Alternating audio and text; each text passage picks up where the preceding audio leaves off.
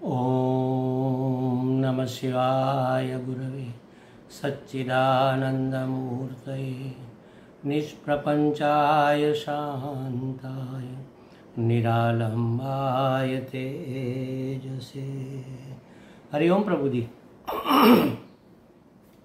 आज के इस अध्यात्म परिषद में आप सबका स्वागत है। आज का प्रश्न भावनगर से नगीनदास पीठवा जी का है। उन्होंने पूछा है कि जप तप साधना के लिए कौन सा स्थान योग्य है। देखो प्रभु जी, एक शब्द में कहे तो हृदय स्थान सबसे योग्य है, लेकिन ये व्यवहारिक उत्तर नहीं हुआ।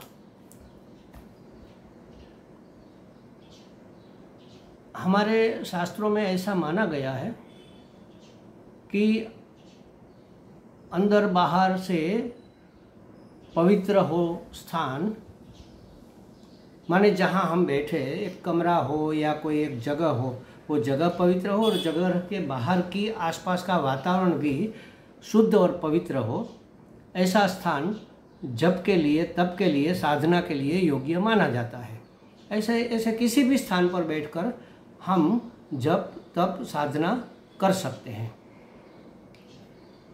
अब उसके बदले अगर हम घर के किसी भी कमरे में जप तप साधना कर रहे हैं तो उसका फल तो मिलेगा, लेकिन घर के एक मंदिर वाले स्थान, जो जहाँ पर हमारा मंदिर है, जहाँ हमारा इष्ट देव है, जहाँ हम डेली दिया बाती करते हैं, प्रार्थना करते हैं, पूजा करते हैं, उस स्थान पर अगर हम बैठकर करें तो अधिक फल मिलेगा। अब अपने मंदिर से भी उत्तम अगर हमारे पास गौशाला है, माने कि गाय माता, देसी गाय, वो जर्सी वाली तो गाय ही नहीं है, वो तो कोई पशु ही है, गाय के सन्निधि में बैठकर, गौशाला में बैठकर कोई स्थान बनाकर वहाँ जब तब साधना करे तो उसका 100 गुना फल मिलता है। ऐसा भक्ति रस के महात्मा लोग कहते, भक्ति शास्त्र में ऐसा कहा गया है। गौशाला से भी उत्तम अगर कोई तीर्थ स्थान में बैठकर हम जप तप पूजा साधना करें तो उसका 1000 गुना फल हमें मिलता है। देखो, इसका मतलब ये नहीं है कि वहाँ और कुछ नहीं, लेकिन तीर्थ स्थान में भी अगर गौशाला है तो वहाँ बैठकर माने 1000 गुना फल मिलेगा। तीर्थ स्थान में भी अगर गुरु स्थान है, हमारे गुरु जी का आश्रम है और गुरु जी की वहाँ सन्निधि या समाधि है, वहाँ बैठकर अगर हम जप तप साधना करें तो 1,00,000 गुना फल मिलता है। तीर्थ स्थान माने क्या? कोई पवित्र नदी के किनारे, गंगा यमुना सरस्वती नर्मदा कावेरी सिंधु तापी इत्यादि, ब्रह्मपुत्रा इत्यादि, उसके किनारे से 8 हाथ की दूरी तक तीर्थ का सानिध्य माना जाता है। 8 हाथ माने 12 फीट, ऐसा समझो। एक हाथ माने 1.5 फीट, 12 फीट के अंदर उसकी पेरीफेरी में अगर हम आश्रम हमारा है और उस आश्रम के किनारे, वैसे तो गंगा जमुना सरस्वती के किनारे पर 100 मीटर तक किनारा ही माना जाता है, माने 300 फीट तक किनारा ही माना जाता है और उसका फल भी मिलता है। लेकिन ये मैक्सिमम कहाँ पर मिलेगा? तो 12 फीट दूरी पर अगर हमारा आश्रम है, फिर आश्रम में जगह कहीं पर दूर क्यों ना हो, लेकिन आश्रम की बॉर्डर वहाँ तक है और वहाँ गुरु का स्थान है, साक्षात गुरु विराजमान है, तब तो कोई अलग ही बात है।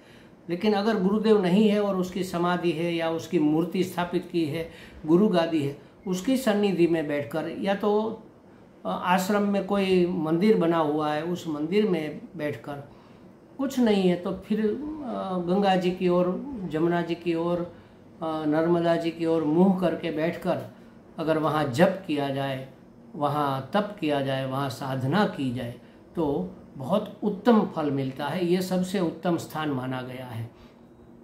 इसलिए ऐसा कहा जाता है कि आप घर में अपने मंदिर में तो जप तप साधना करो ही करो, लेकिन साल में कम से कम 2 बार अपने गुरु स्थान पर, तीर्थ स्थान में जाकर 1 महीने के लिए साधना करो। 3 सप्ताह जाओ, फिर वापस आ जाओ, फिर 6 महीने के बाद 3 सप्ताह और जाओ और वापस आ जाओ। 21 दिन की साधना सार्थक साधना मानी जाती है। 1 दिन की भी सार्थक ही है, कोई निरर्थक नहीं है, और पूरी जिंदगी भर चलने वाली ये तो बात है। अब देखो, जप माने क्या, तप माने क्या और साधना माने क्या।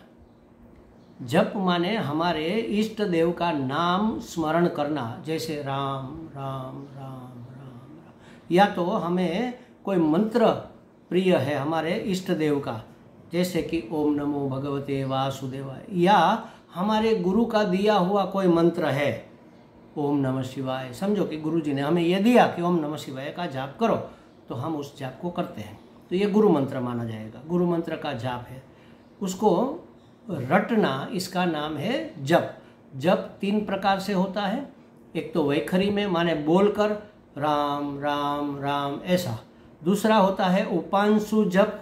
उपांशु जप में क्या होता है कि हम बोलते तो है लेकिन कोई सुन न ले, इतना फुसफुसा कर बोलते हैं। हमें भी ज़्यादा सुनने की आवश्यकता नहीं, सिर्फ ऐसे। और तीसरा है मानस जप, मन में ही जो चलता है, बिल्कुल आँख कान नाक मुंह बंद है और मन जप कर रहा है। और अंतिम है परा जप, माने सहज, वो मन से भी नहीं करना होता, अपने आप सांसों के साथ चलता रहता है। ऐसे जप करना, इसका बहुत बड़ा फल माना गया है। अंतःकरण शुद्धि होती है, अपने इष्ट की सन्निधि प्राप्त होती है, सन्मुखता प्राप्त होती है, अभिमुखता प्राप्त होती है, अंतःकरण शुद्ध होता है, भगवान की भक्ति की प्राप्ति होती है, और अंत में ज्ञान होकर मुक्ति तक हमें ये जप ले जा सकता है। और वैसे भी कहा है कलो युगे नाम आधारा। इस कलयुग में तो सिर्फ नाम, नाम माने भगवान नाम या जप, भगवान नाम या भगवान मंत्र, ये ही एकमात्र आधार है। इसका आधार लेकर हम संसार सागर से पार हो सकते हैं। दूसरा शब्द है तप। तप माने चिंतन मनन। हमने जो भी परमात्मा के बारे में, अपने इष्ट देव के बारे में, सगुण साकार हो निर्गुण निराकार हो, जो भी हो, जैसे समझो सगुण साकार है और हम भागवत जी पढ़ रहे हैं, और भागवत जी में आया कि लाला ने कैसे बंसी बजाई, कैसे गौवा सब सुनने लगी, कैसे वन वृक्ष पेड़ पौधे पशु पक्षी सब लीन हो गए, गंगा का यमुना का जल उछल कर अपनी अभिव्यक्ति करने लगा, हर्ष की अभिव्यक्ति करने लगा, सब स्तब्ध हो गए। बस ये हमने पढ़ा है, उसका हम चिंतन करेंगे, उसका मनन करेंगे, उसको माने याद करेंगे। तो स्तब्ध हो जाना माने क्या, पशु पक्षी सब स्तब्ध हो गए, इसका माने क्या, जल उछल उछल कर अपने आनंद की अभिव्यक्ति करने लगे, ये चित्र तो हमारी नज़रों के सामने आंख बंद करके खड़ा हो ही जाएगा, लेकिन उसका अर्थ भी अगर हम सोचे तो उसको चिंतन करेंगे। तो ये है चिंतन, ईश्वर की लीला का चिंतन। ईश्वर ने जो उपदेश दिया, कृष्ण भगवान ने भागवत में बहुत जगह पर उपदेश दिया है, उस उपदेश का हम चिंतन करेंगे। उस उपदेश का अर्थ क्या है, इस अर्थ के अनुसार हमारा जीवन व्यवहार कैसे हो, इसका हम चिंतन करें। और उस चिंतन के दरमियान जितने दिन वहाँ रहकर हम ये जप तप यदि करते हैं, उसमें सुविधा असुविधा को सहन कर लेना, तितिक्षा कर लेना। वातावरण बिगड़ा, समझो ठंड शुरू हो गई या बारिश होने लग गई या कोई उपद्रव हो गया, तो उसको भी शांति से सहन कर लेना और अपने काम में लगे रहना, इसका नाम है तप। साधना माने हमारा एक लक्ष्य निश्चित होना चाहिए कि हम ये क्यों कर रहे हैं। हमें परमात्मा प्राप्ति करनी है, हमें नारायण को पहचानना है, हमें स्वस्वरूप का ज्ञान प्राप्त करना है, हमें तत्व को पहचानना है, तत्व ज्ञान करना है, आत्मज्ञान करना है, अंतःकरण शुद्धि करनी है, भगवान की कृपा प्राप्त करनी है। जो भी हमारा एक लक्ष्य सिद्ध, हम लक्ष्य तय करके उसकी ओर आगे बढ़ने का नाम है साधना। तो जप तप साधना इस तरह से अगर की जाए और ऐसे स्थान में की जाए तो जल्दी फलीभूत होती है, ऐसा शास्त्रों में कहा गया है। तो उसके लिए कोई इंतज़ार नहीं करना है कि हमें ऐसा कोई स्थल मिलेंगे तब हम करेंगे। आज से, अभी से और यहीं से ये जप तप साधना शुरू कर देना चाहिए। फिर धीरे धीरे धीरे आगे कैसे हमें मौका मिले, कोई महात्मा की शिविर लगा हो तो उसमें हम चले जाए, और वहाँ पर भी शिविर के समय के उपरांत जो समय मिलता है उस समय में उस तीर्थ स्थान में, उस पवित्र स्थान में बैठकर हम जप करें, चिंतन मनन करें और अपनी साधना को आगे बढ़ाएं। ये मौका हमें ढूंढ लेना चाहिए। और हो सके तो साल में 2 बार, 6 महीने में 1 बार, 3 सप्ताह के लिए कहीं अपने गुरु स्थान में चले जाओ और वहाँ पर आराम से रहकर, शुद्ध सात्विक वृत्ति से रहकर, पूरे संसार को भूलकर सिर्फ गुरु की सन्निधि में उसका श्रवण मनन निधिध्यासन करो।